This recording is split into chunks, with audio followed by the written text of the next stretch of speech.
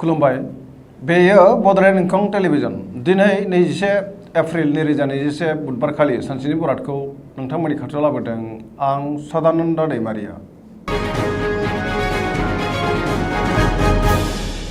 सिगां फरायथिनो लादों मेष राशि दिनैनि साना जोबोर मोजां मावनो लानाय खामानिखौ गोरलैयैनो मावफुंनो हानानै दिनै गोसोखौ जोबोर गोजोननाय मोनगोन। देहाया दिनै मोजाङै थागोन अब्लाबो जानाय लोंनायाव सांग्रां जानाया गाहाम। बहानिफ्रायबा मोजां खौरां फैनो हागौ। रांखावरियाव दिनै जोबोर मोजां होनजायो। आरजिनाय धोनखौ दोनथुमनो हागोन। बेफार फालांगियाव मोजां मुलाम्फा मोनगोन। न'खराव बिसि फिसायनि गेजेराव अननानै फैगोन। बहाबा थांनांगौब्ला दिनै जोबोर मोजां। गुबुननि गोसोखौ दिनै गोरलैयैनो बोनो हागोन। समाजाव मान मोनगोन। गोदान मिजिंजों गोदान खामानि मावनो गोसो जागोन। गोसोनि बोलोआ बांगोन। गुबुननि गोसोखौ गोरलैयैनो बोनो हागोन। माबा मोनसे गोदान खाबु फैगोन। धोरोमारि बिथिङाव गोसो दुंखांगोन। गोसोआ दिनै जोबोर रमान्टिक जागोन। गोसोनि साननायफोरा जाफुंगोन। फरायसाफ्रा फरायनायाव गोसो दुंगोन आरो मोजां फिथाइ मोननो हागोन। सरासनस्रायै दिनैनि साना जोबोर मोजां आरो मोजाङैनो बारग'लांगोन।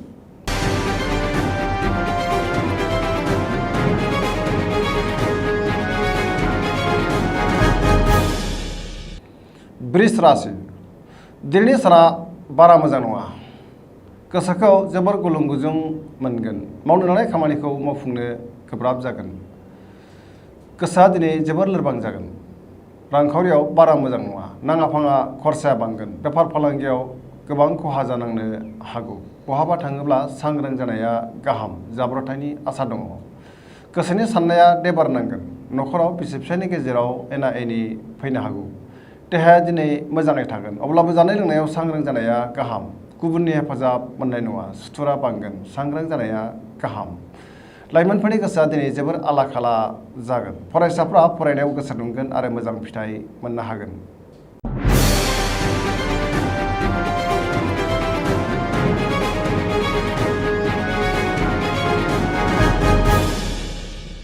मिथुन राशि दिनैनि साना जोबोर मोजां। गोसोखौ जोबोर गोजोननाय मोनगोन। गोब्राब खामानियाव मुखुब थागोन। देहाखौ दिनै मोजां मोनगोन आरो गोग्गो देहाजों सोलिनो हागोन। अब्लाबो नाथाय जानाय लोंनायाव सांग्रां जानाया गाहाम। रांखावरियाव मोजां। बेफार फालांगियावबो मोजां मुलाम्फा मोननो हागोन। न'खराव अननानै फैगोन। गोसोनि बोलोआ बांगोन। मावनो लानाय खामानिखौ थि समावनो आरो गोरलैयैनो मावफुंनो हागोन। गोसोनि मिजिंफोरा मोगथाङाव जाफुंगोन। समाजाव गोबां मान मोनगोन। लाइमोनफोरनि गोसोआ जोबोर रमान्टिक जागोन। न'खराव बिसि फिसायनि गेजेराव अननानै फैगोन। बिदा फंबायजों मोजां सोमोन्दो थागोन।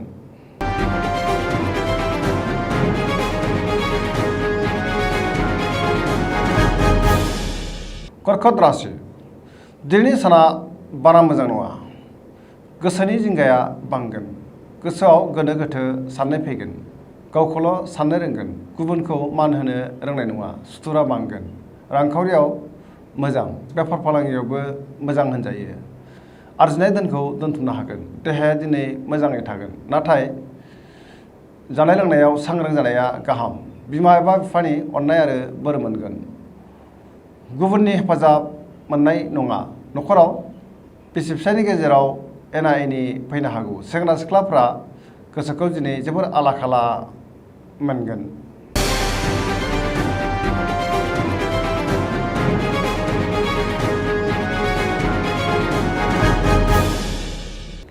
सिंह राशि दिनैनि साना जोबोर मोजां। गोसोखौ जोबोर गोजोननाय मोनगोन। गोसोआव गोग्गो साननाय फैगोन। पजिटिभ एनार्जिनि गोहोम गोग्लैगोन। मावनो लानाय खामानिखौ थि समावनो आरो गोरलैयैनो मावफुंनो हागोन। सोरबा लोगोनिफ्राय मोजां खौरां फैगोन। रांखावरियाव दिनै जोबोर मोजां होनजायो। आरजिनाय धोनखौ दोनथुमनो हागोन। बेफार फालांगियावबो गोबां मुलाम्फा मोननो हागोन। गोसोनि साननायखौ गुबुननो फोरमायनो हागोन। न'खराव बिसि फिसायनि गेजेराव अनलायनाय फैगोन। देहाया दिनै मोजाङै थागोन अब्लाबो नाथाय जानाय लोंनायाव सांग्रां जानाया गाहाम। लाइमोनफोरनि गोसोआ दिनै जोबोर रमान्टिक जागोन आरो गावबा गावनि गोसोनि साननायखौ फोरमायलायनोबो हागोन। फरायसाफ्रा फरायनायाव गोसो दुंगोन आरो मोजां फिथाइ मोननो हागोन। सरासनस्रायै दिनैनि साना जोबोर मोजां आरो मोजाङैनो बारग'लांगोन।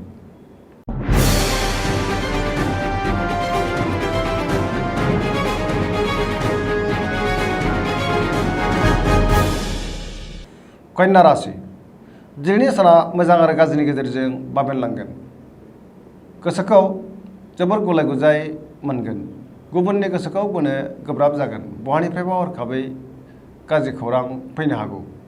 रांखावरियाव बारा मोजां नङा। नाङा फाङा खरसाया बांगोन। बेफार फालांगियाव खहा जानांनो हागौ। देहाया दिनै मोजाङै थागोन। अब्लाबो जानाय लोंनायाव सांग्रां जानाया गाहाम। सोरबा मुंदांखा सुबुंजों बहाबा लोगो मोनलायगोन। न'खराव बिसि फिसायनि गेजेराव अननानै फैगोन। गोबां खामानियाव मुखुब थानांगोन। बहाबा दावबायहैनो खाबु मोनगोन। सेंग्रा सिख्लाफ्रा गोसोखौ जोबोर रमान्टिक मोनगोन आरो गावबा गावनि गोसोनि साननायखौ फोरमायलायनोबो हागोन। फरायसाफ्रा फरायनायाव गोसो दुंखांगोन आरो मोजां फिथाइ मोननो हागोन।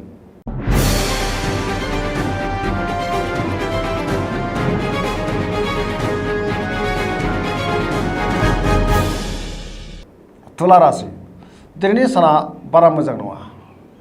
गोसोखौ जोबोर गुलुं गुजुं मोनगोन। गोसोनि बोलोआ लोरबां जागोन। गोसोनि साननायफोरा देबार नांगोन। मावनो लानाय खामानिखौ थि समाव मावफुंनो गोब्राब जागोन। देहाया दिनै मोजाङै थागोन। अब्लाबो नाथाय जानाय लोंनायाव सांग्रां जानाया गाहाम। रांखावरियाव बारा मोजां नङा। नाङा फाङा खरसाया बांगोन। मोननो गोनांफोरखौ दिनै मोननो गोब्राब जागोन। न'खराव बिसि फिसायनि गेजेराव अननानै फैगोन। बेफार फालांगियाव मोजां मुलाम्फा मोननो गोब्राब जागोन। समाजाव मान मोननो हागोन। लाइमोनफोरनि गोसोआ दिनै जोबोर आला खाला जागोन।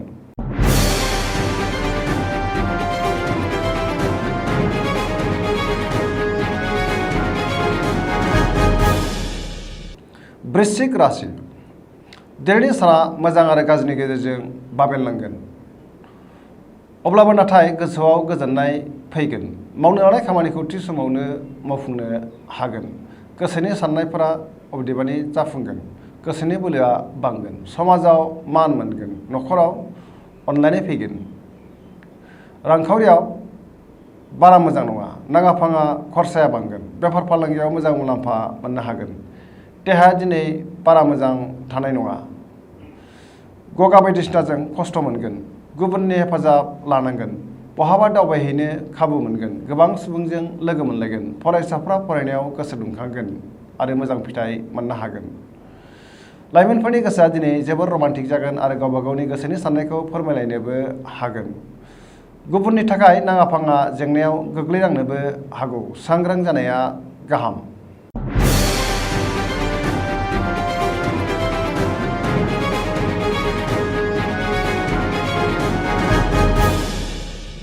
धनु राशि दिनैनि साना जोबोर मोजां। गोसोखौ जोबोर गोजोननाय मोनगोन। गोसोनि बोलोआ बांगोन। मावनो लानाय खामानिखौ थि समावनो आरो गोरलैयैनो मावफुंनो हागोन। गोसोनि साननायफोरा जाफुंगोन। रांखावरियाव दिनै जोबोर मोजां होनजायो। आरजिनाय धोनखौ दोनथुमनो हागोन। बेफार फालांगियाव जोबोर मोजां मुलाम्फा मोननो हागोन। समाजाव गोबां मान मोनगोन। देहाया दिनै मोजाङै थागोन। अब्लाबो जानाय लोंनायाव सांग्रां जानाया गाहाम। गुबुननि गोसोखौ दिनै गोरलैयैनो बोनो हागोन। न'खराव बिसि फिसायनि गेजेराव अननानै फैगोन। बिदा फंबायनि हेफाजाब मोनगोन। बिमा बिफानि अननाय आरो बोर मोनगोन। सेंग्रा सिख्लाफ्रा गोसोनि साननायखौ फोरमायलायनो हागोन आरो गोसोआ दिनै जोबोर रमान्टिक जागोन। फरायसाफ्रा फरायनायाव गोसो दुंगोन आरो मोजां फिथाइ मोननोबो हागोन।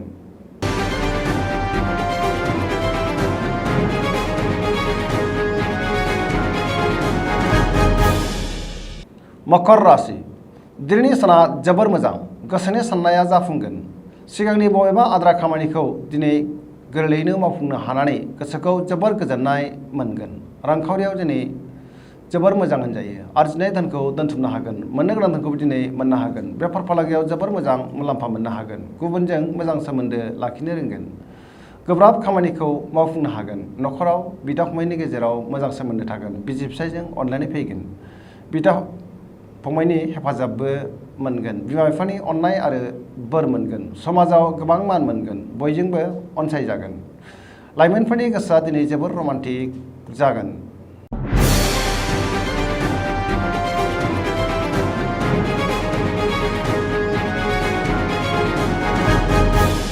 कुम्भ राशि दिनैनि साना मोजां आरो गाज्रिनि गेजेरजों बाबेनलांगोन। गोसोखौ जोबोर गुलुं गुजुं मोनगोन। माबा जाहोनाव गुबुनजों लाजि फोनांजानोबो हागौ। सांग्रां जानाया गाहाम। मावनो लानाय खामानिखौ थि समाव मावफुंनो गोब्राब जागोन। बहानिफ्रायबा हरखाबै गाज्रि खौरां फैनोबो हागौ। रांखावरियाव मोजां होनजायो। आरजिनाय धोनखौ दोनथुमनो हागोन। बेफार फालांगियाव मोजां मुलाम्फा मोनगोन। देहाया दिनै मोजाङै थागोन। अब्लाबो जानाय लोंनायाव सांग्रां जानाया गाहाम। न'खराव बिसि फिसायनि गेजेराव अनलायनाय फैगोन। गुबुननि थाखाय नाङा फाङा जेंनायाव गोग्लैनांनोबो हागौ। सांग्रां जानाया गाहाम।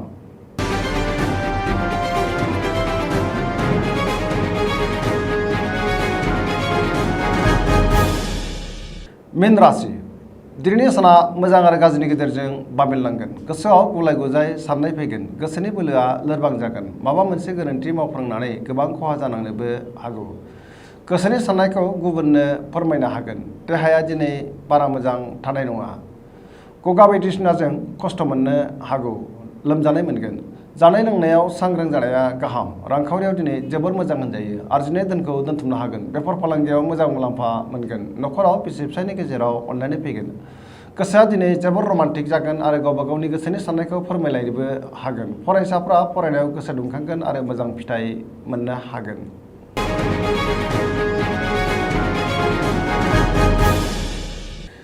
दिनैनि राशि फरायथिनाया एसेनोसै। जोबनायाव बेखौनो खावलायो जाहाथे नोंथांमोना सानफ्रामबो जोंनि बे बड'लेण्ड इंखं टेलिभिजनखौ नायबाय थायो आरो साबस्क्राइब खालामो। एसेनोसै, गोजोन्थों।